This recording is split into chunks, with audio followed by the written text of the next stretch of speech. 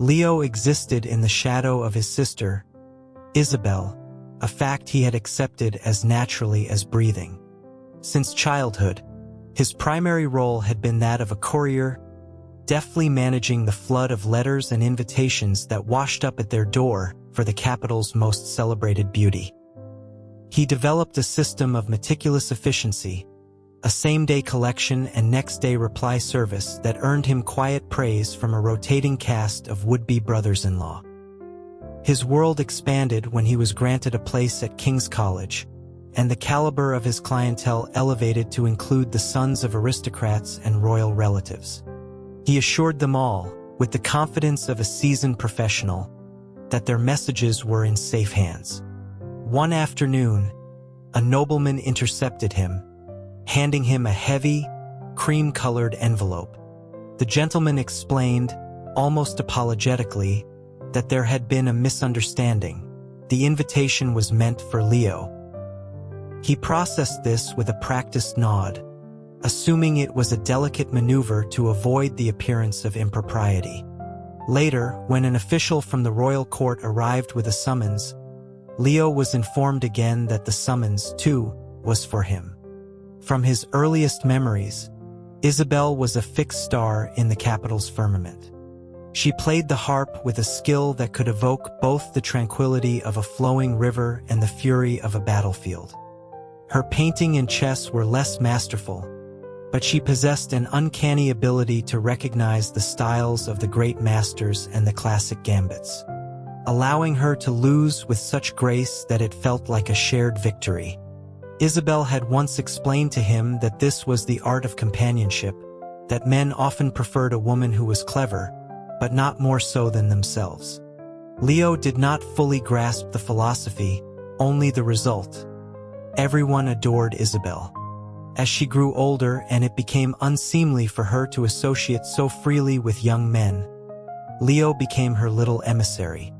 They called him Young Leo, plying him with kindness and small gifts in the hope of earning an audience with his sister. Of course, not everyone was an admirer. By the time Leo was 14, Isabel was 21 and still unmarried. Their mother would often scold her, claiming she was ruining the prospects of all the other young women in the family. Leo found this baffling, as there were no other young women. Their father had sired only the two of them. Isabel had told him that only the powerless resort to anger, and that he should not fear their mother's tirades. He asked if that was why their mother sometimes struck him, because she felt powerless. Isabel affirmed it, explaining that their mother was unable to teach him effectively and refused to admit her own failing. Her advice was simple. The next time she raised a hand, he should just run faster. Soon after, Isabel's association with the young Marquis of Northridge secured Leo his spot at King's College. He had little interest in scholarly pursuits, but his sister had framed it as merely acquiring a bit of polish. He dutifully presented himself at the grand gates, impeccably dressed. For 3 days, no one spoke a word to him. The atmosphere was a world away from his private tutors. Here, everyone was intensely focused on their studies. On the 4th day, a student finally approached him. It was William, the youngest son of the royal archivist. He blocked Leo's path after class, his expression pinched. He confirmed Leo's identity as Isabel's brother and immediately demanded to know if Leo was carrying a message for his sister. Leo sized him up, noting his youth, and remarked that he seemed a bit too young for Isabel, which was probably for the best. William nearly leaped with fury, sputtering about the insult to his dignity. He informed Leo, his voice shrill, that his own sister, Eleanor, and the Marquis of Northridge had grown up together, their families already discussing marriage. He accused Isabel of shamelessly inserting herself into the affair and questioned how Leo could even show his face at the academy when everyone else held him in contempt. Leo calmly replied that he hadn't noticed. He then observed that William's anger stemmed from his helplessness. He could do nothing about the situation with Isabel or the Marquis, so he was venting his frustration on Leo. It was, as Isabel had recently taught him, the rage of the impotent. Still, Leo saw that William cared deeply for his sister. He patted the boy's shoulder in a clumsy attempt at comfort and told him he was a good person. He relayed his sister's opinion that the Marquis was an unremarkable man, possessing nothing of value beyond his title, and that any woman who married him would be unfortunate. He offered encouragement, suggesting that William's sister would surely find a much better match. William was left speechless, his face a mask of confusion, before letting out a sharp cry and storming away like a startled fledgling. When Leo recounted the incident to Isabel, she praised his keen observation with her characteristic gentle patience. She then asked if it was true that no one else had spoken to him. He confirmed that the other students were all consumed by their books. On the 5th day, Isabel escorted him to the college herself. She carried his satchel of books, walking slowly with him to the foot of the main steps. With a demure turn of her head, her sleeve partially obscuring her face, her figure seemed to dance with the morning breeze. It was the peak hour for arrivals, and the entrance was crowded. Suddenly, Leo's social standing improved dramatically. A new wave of prospective brothers-in-law began seeking him out, entrusting him with their tokens of affection for his sister. A few days after Isabel's appearance, a truly significant figure arrived. His station was evident not in his manner, but in the subtle details of his attire, a dark coat embroidered with silver thread in the form of a four-clawed dragon, each claw uniquely rendered. He greeted Leo with a disarming warmth, his voice like a gentle spring breeze. He was impeccably polite and strikingly handsome as he presented an invitation, explaining that it was for Leo. The fact that he had come in person spoke volumes of his admiration for Isabel. It was a perfect score in Leo's estimation. That evening, Isabel examined the invitation. It was a personal note from Julian, the second son of Duke Tranmere. She mused aloud that it must be for Leo. He confirmed that Julian had given it to him directly, with no mistake. She stroked his head with a fond, slightly worried expression, then instructed him to reply, accepting a boating excursion in 3 days' time. Leo delivered the message. Julian smiled and nodded, then asked if there was anything Leo wanted. Leo understood this to be a gesture of thanks. He inquired if the pastries from the royal kitchens were as good as people said, admitting his fondness for sweets. Julian, proving himself to be a man of his word, arrived on the appointed day with a heavy, 3-tiered box of confections. As they reached the dock, Julian expressed his surprise. He asked why Leo wasn't boarding the boat. Leo explained that Isabel had told him to wait on the shore. He assumed they wanted privacy for romantic conversation, and he didn't want to be in the way. He added that Isabel could certainly take care of herself. Julian looked utterly baffled. He clarified that the invitation had been for Leo.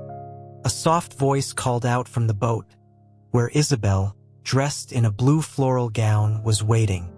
Julian hesitated for a moment before stepping onto the boat. Leo, watching him go, offered a silent cheer of encouragement. He settled on the bank and opened the box. It was a treasure trove of cakes, tarts, and at the very bottom, a chilled almond pudding. He was only on the 2nd tier when Julian returned alone. Julian explained that Isabel had another engagement to attend. The excuse was a familiar one she used when she grew tired of a suitor. Leo, trying to spare the man's feelings, asked if he'd had a pleasant conversation. Julian replied that it had been very good.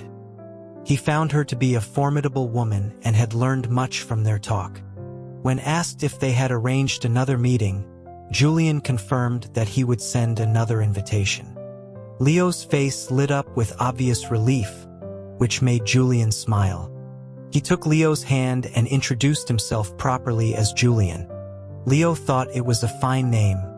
After that day, Julian became a regular presence. He would bring pastries and, if his own lessons ended early, help Leo with his coursework. He was as patient as Isabel and genuinely praised Leo's aptitude for mathematics. In return, Leo shared stories of their childhood. He spoke of his struggle to memorize the Book of Precepts, which had earned him his father's scorn and the taunts of other children. He described how Isabel, upon hearing them call him a fool, had gathered stones and driven them all off like a valiant general. From that day on, he was her loyal follower. They even had a secret code. A blue floral dress meant an adventure was planned for that day. Over time, he came to know every piece of her jewelry, every sash, developing a keen eye for fashion. Isabel told him he was very clever, just a late bloomer. It was true. At 9, he finally mastered the Book of Precepts. He ran to tell his parents, but they looked at him with indifference. He couldn't understand why. It was Julian who later explained that parents who place the entire weight of a family's hopes on a child are not good parents. He assured Leo that he had done his best and had not been lazy. Leo confessed his life plan to Julian.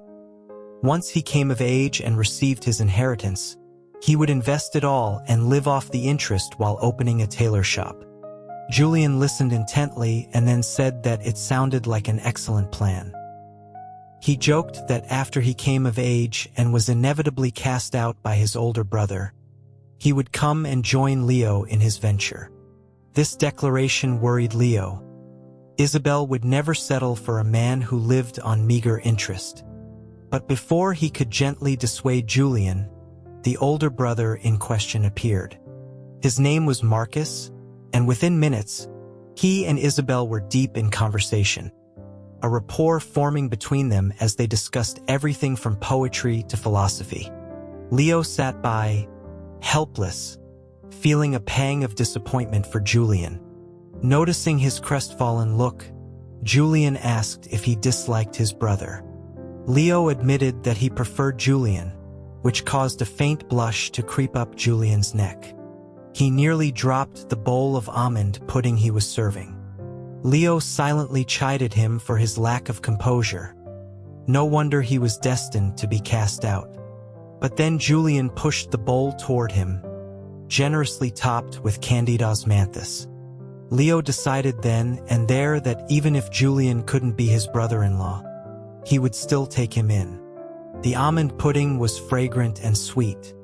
It was the last time he would taste it for a very long time.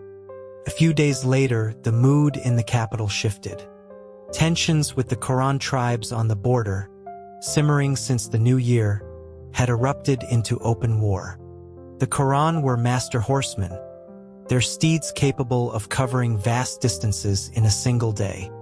They had used surprise to their advantage, capturing 2 cities in quick succession. The royal court, complacent after years of peace, had initially dismissed them as bandits who could be bought off. But the situation escalated rapidly. The kingdom had been at peace for too long. Its leaders were statesmen, not soldiers. By the time a 3rd city fell, they were scrambling to find a competent general. The old Marquis of Northridge, long retired, was pressed into service. His army was dispirited and poorly equipped, seeming to lose its will before it even reached the frontier. Julian, his face etched with worry, confirmed Leo's fears. The news from the front was not good. The sweets he brought no longer tasted as sweet. The Marquis fought bravely, repelling 2 Quran assaults before he fell. His body and his strategies were no match for the youthful vigor of the new Quran king. When the emperor called for a new commander, the young Marquis, son of the fallen hero, refused the post, claiming a childhood ailment prevented him from riding. It was a pathetic lie. He had played polo with Isabel. The court was disgusted, but none of them dared to volunteer in his place. Finally, Julian's brother, Marcus, stepped forward, offering to lead the northern campaign. The army was a patchwork force, their weapons newly forged. They marched without adequate supplies, so urgent was the need. Years of prosperity had made the kingdom careless with its wealth, and the emperor's penchant for lavish construction projects had depleted the treasury. Julian's anxiety deepened. Fearing he would fall ill from worry, Leo began dragging him out into the city streets. He wanted to show him that even as the nation teetered on the brink, its people were fighting back. Spontaneously, without any official call for donations, citizens began contributing their savings. Leo's own stern father sold nearly everything he could and journeyed south to raise funds from old acquaintances. The ladies of the court began organizing charity banquets, selling their jewelry and hair ornaments. Isabel went too, carrying her personal savings, but was stopped at the door of one such event. Eleanor, the archivist's daughter, stood barring her way, her expression fierce. She declared that if Isabel's money was accepted, she would go home and kill herself. She questioned whether respectable women should be reduced to associating with someone like Isabel. Many of the other ladies, long resentful of Isabel's sway over their men, murmured in agreement. Isabel remained unperturbed. She acknowledged their position with perfect grace, stating that she would find others who were willing to associate with her. But as she turned to leave, she added a final thought. She reminded them that while they might distinguish between the sources of the donations, their final destination was the same: armor for the soldiers and food for their tables. The clerks who recorded the funds, she was sure, would not be noting whether the donor had adhered to the strictest codes of female virtue. Her words left Eleanor speechless. When she finally recovered, she let out a shriek of frustration, just like her brother William, reminiscent of a ruffled chick. The sight of Leo's mimicry finally coaxed a laugh from Julian, the first in days. He smiled, and as he did, he leaned in and gave Leo a brief, firm hug. He thanked him, saying his presence made things more bearable. Leo promised he would always be there, returning the embrace with equal sincerity. Isabel, true to her word, raised a staggering sum from her male admirers. Leo asked Julian if the army's supply problems were now solved. He also confessed that his own savings would likely not be enough to support both of them anymore. He wondered aloud what would become of them. Julian, his voice soft and uncertain, replied that everything would be all right. He seemed to be trying to convince himself as much as Leo. Despite the united effort of the people, the front collapsed. The kingdom's army, hastily trained, was like lambs to the slaughter. The disparity in skill was too great. The only way to slow the Quran advance was with bodies, to build a wall of flesh and bone against their iron hooves. Leo couldn't understand how it had come to this when everyone had tried so hard. Perhaps, he mused, some things, like the poems he could never write, were beyond the reach of effort and repentance alone. One day, Julian stumbled to their house, his eyes red. He told Isabel that Marcus was not coming back. He had thrown himself into the fray, believing a general must lead from the front to earn his men's respect. 10 of their lives for one of the enemies. It was a brutal calculus, but one the Quran would eventually be unable to sustain. Isabel listened, her expression unreadable. She remarked that it was a pity, but she could only offer her condolences. He had made no promises, and she had never considered herself his future widow. Julian understood. He explained that one of the last letters Marcus sent back was addressed to her. A small, simple envelope. She opened it in front of them. It was Marcus's last words. He had written that the Quran king was a handsome man, powerful and robust, and would be exactly Isabel's type. Julian choked back a sob. Leo patted his back, trying to comfort him. Isabel, however, had already risen and was calmly selecting her powders and rouge. The Quran agreed to peace talks but refused to relinquish any of the 5 cities they had conquered.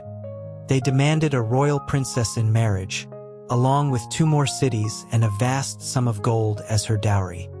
It was extortion. Leo's father, recently returned from his fundraising journey, nearly collapsed from rage in the throne room. A pall of fear fell over the capital. But the Quran were a pragmatic people, and while they might not understand philosophy, they understood strategy, especially the kind that involved a beautiful woman.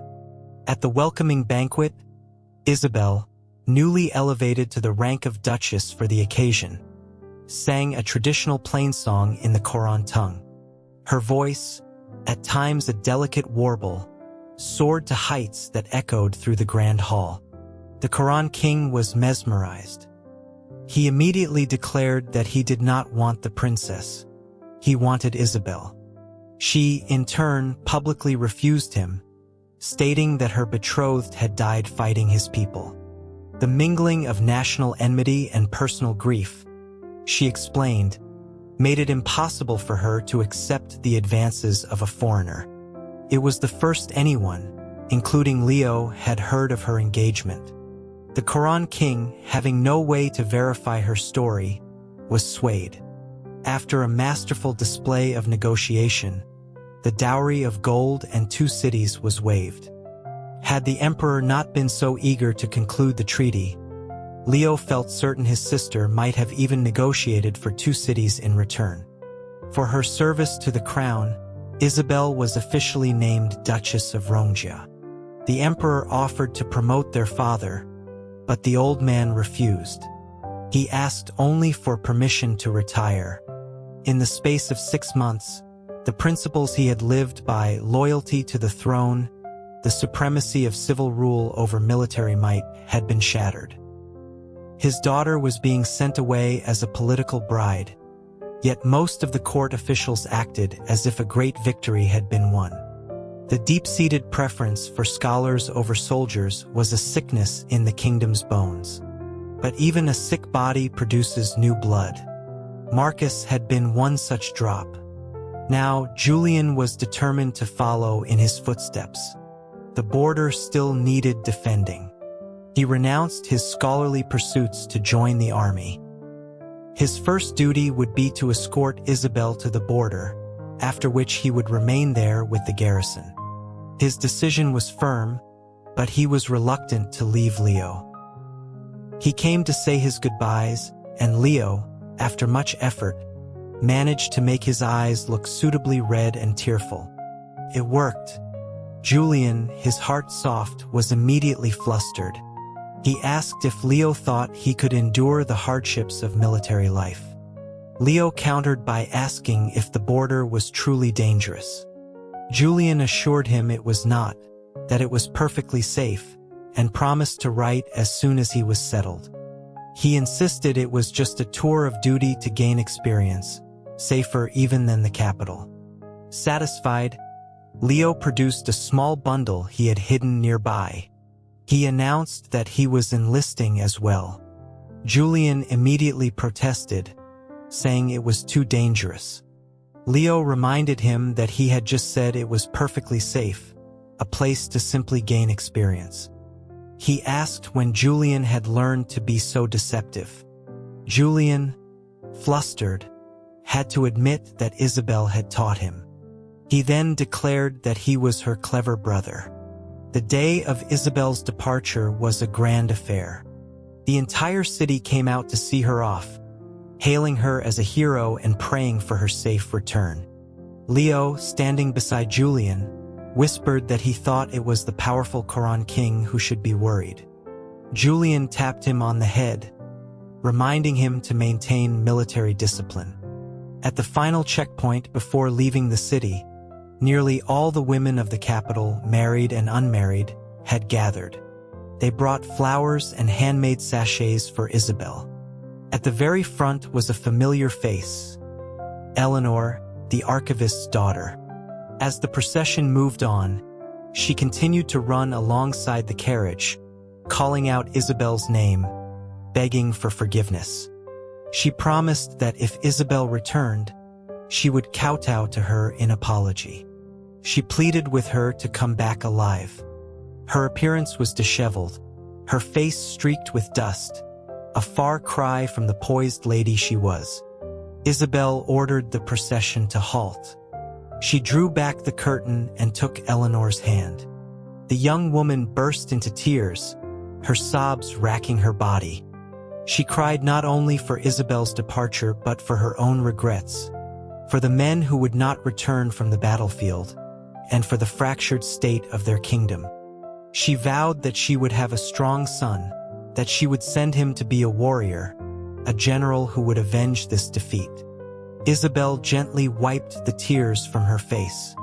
She told Eleanor not to place the burdens of the older generation onto a child. She asked what would happen if her child was destined to be a great scholar instead. Eleanor managed a smile that was sadder than her tears. She accepted the blessing. Once Isabel crossed into the Koran grasslands, they would not see her again.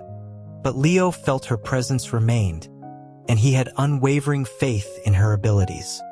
Life in the army was harder than he had imagined. He was not physically strong, but his skill with numbers was invaluable. Julian made him a junior quartermaster. He excelled at the job, his accounts always perfect, his ability to tally stacks of uniforms with a single glance legendary. Years passed. He and Julian grew taller, their skin darkened and weathered by the northwestern winds. There were occasional skirmishes with the Koran, and Julian acquired several scars that served as marks of honor. Leo, meanwhile, carefully rebuilt his savings, planning for his and Julian's retirement. Then one day his brain, which had bloomed late once before, did so again. A thought occurred to him. What exactly was their relationship? Julian was no longer a potential brother-in-law. Marcus was gone, so there was no one to cast him out of the family estate. He confronted Julian, who sighed and confessed that there was, in fact, another brother, a younger one named Samuel, a prodigy who had been kept out of the public eye. The family title was destined for him, leaving Julian once again with nothing. Leo's heart went out to him. He told Julian not to worry. He would take care of him just as they had planned. Julian agreed, promising to turn over his military pay for Leo to manage. It was William, his old classmate from the academy, who called him a fool. He pointed out that Julian, even without a title, was a duke's son. He asked if Leo truly believed such a man would retire to a quiet life with him, without a wife or mistresses. The thought hadn't occurred to Leo. It was a detail that needed clarification. He certainly couldn't afford to support Julian's mistresses as well. William, his voice rising in familiar frustration, insisted that Julian was manipulating him, taking advantage of his naivety. The next day, William was formally disciplined for insulting a fellow officer. Julian had reported him. Later, Julian leaned against Leo, complaining that William had insulted his character and was trying to drive a wedge between them. He wondered aloud if William was a Koran spy. Leo thought that was going too far, but 2 days later he discovered real Koran spies. As quartermaster, he was responsible for tracking the issuance and return of uniforms. The garments were crucial military assets. While they all looked similar, each batch had subtle differences. A change in the way a knot was tied, a slight variation in the distance between buttons. Leo, with his practiced eye, could identify the issue date of any uniform at a glance. He began to see soldiers wearing uniforms from a batch that should have been retired and collected months ago. A quiet inventory check revealed that 20 uniforms were missing. The Koran always became more active in the winter, but they had never managed to infiltrate the camp before. 20 spies, plus an unknown number of collaborators inside, the The situation was serious. Julian, however, was calm. Their purpose was to gather intelligence. Now that they were exposed, the intelligence they gathered could be controlled. A few days later, the Quran launched a major assault. But thanks to the false information fed to the spies, their cavalry charged directly into a marsh. Julian's forces seized the advantage, pressing the attack with overwhelming force. It was the most decisive victory in 5 years. What had once cost 10 of their lives for every one of the enemies was now a rout. They had strong horses now and soldiers skilled in cavalry warfare. Even the support staff, like Leo and William, felt a surge of pride as they watched the Quran retreat in disarray. But it was not over. Amidst the swirling dust of the retreating enemy, Leo's sharp eyes caught a flash of bright blue against the gray and black. A small detachment of cavalry, covering the retreat, was led by a man who kept looking back. Tied to his arm was a simple blue band with small, red floral patterns. A jolt went through Leo. He scrambled down from the ramparts, taking the high steps in great leaps, and ran toward the returning, triumphant Julian. Julian, startled by his intensity, caught him securely. "Julian," Leo shouted, his voice ringing with conviction. "Isabel is calling to us. She says today is a day for a journey, so let us ride." The pursuit lasted from dusk until dawn. The sky was a bruised purple, the clouds pressing down on the land. The rising sun caught the polished armor of the soldiers, making it gleam like golden scales. Leo wondered if this was what Marcus had seen in his final moments. The war cries of the soldiers echoed across the plains, a tribute to the spirits of those who had fallen on this same ground. 5 years of patience culminated in this single, cathartic release. The Quran forces were shattered.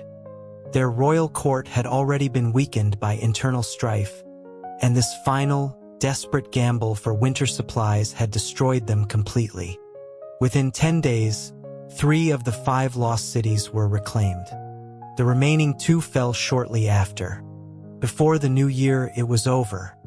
Julian rode deep into the grasslands, straight to the new Quran king's court, and ended the war with a single stroke of his sword. Leo was finally reunited with Isabel. She was as elegant and beautiful as ever. Her eyes misted over when she saw him, but she quickly composed herself. She remarked that he had grown, though not by much, and asked if Julian had been feeding him properly. They both answered yes in unison. She gave Julian a slightly disapproving look and gently pulled Leo's sleeve from his grasp. She still liked Leo best. In his official report to the capital, Julian praised Isabel's contributions lavishly, stating that without her intelligence from within the isolated Quran court, the army might have wasted years more on the border. The Quran leadership, it turned out, had all but destroyed itself before they even arrived. The man who called himself king was merely the last one standing. Isabel had orchestrated it all. When Leo asked how, she simply smiled and told him that children shouldn't learn such things. The rider with the blue armband, she explained, was not a new husband, just one of many admirers.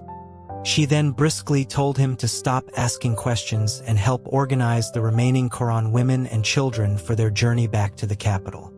The journey home was a world away from their journey out.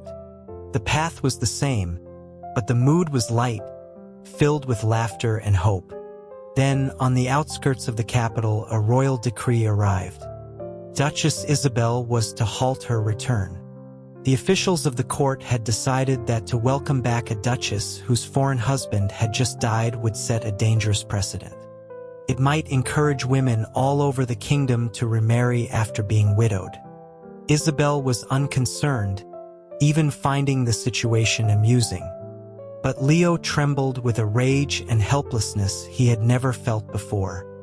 He could do nothing against these bureaucrats or their fickle emperor. 5 years and nothing in the capital had changed. Julian planned to protest, to raise the issue on the day of his official commendation, even if it meant sacrificing his own honors. He never had to.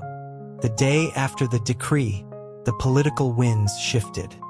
The officials who had opposed Isabel's return had gone home to find their own households in rebellion. Their wives were furious. The Minister of Rights was subjected to the worst of it. His wife and children left him and returned to her family. When he went to beg for their return, he was met with a tirade that lasted an hour.